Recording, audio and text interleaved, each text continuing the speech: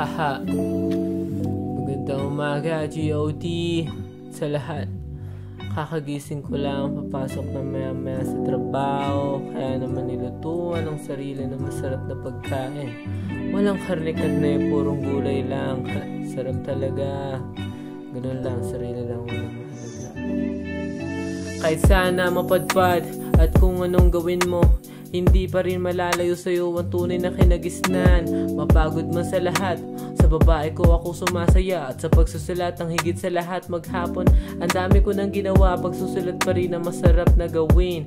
Ang lahat nga nang naitutula sa isip at sa damdamin ang gagaling sa karanasan na din. Akala mo ganun lang kadaling magsalaysa ng kwento no, hindi nagsisinungaling. Ito ay hango sa aking buhay kung papaano to umandar. Sulat, trabaho, iwas sa tagay, tas ehersisyo papahaba ng buhay. Panis pa rin ang pagod kapag solid ang pahinga. Sinipagan pa na lalo, tumudoble na ang kayod. Di alintan ang mga pasan, ipagmusika ang kaagapay. Pahingahan, pagsusulat, ensayo, daan ng pagiging mahusay. Bukod na itatangi, ikaw pa rin napipiliin. Malito man sa huli, minsan may pinanghihinaan. Alam ko ang pabalik sa'yo, madama ulit ang kalakasan.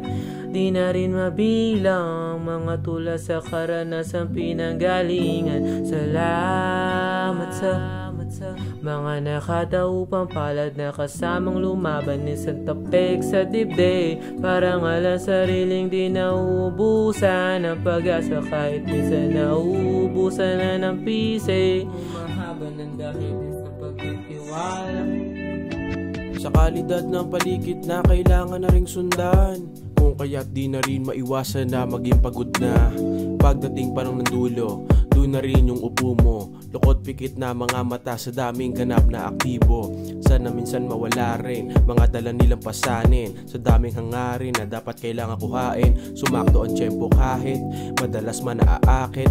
Dahil di na rin maiwasan na iwanan ang nakasanayan nila. Nakasanayan na rin pumapatay sa kadalagay ng isinasaling. Lakas ng loob, lagi nasa puso kung di man papalarin. Gaan ang buntong sa paghinga, pag lumagpas sana ihahain. Nagalawang masigla, kahit paano na may dating palang sagad na. Sabihin man walang pahinga, nananatiling buhay, saksi ang bawat hinga.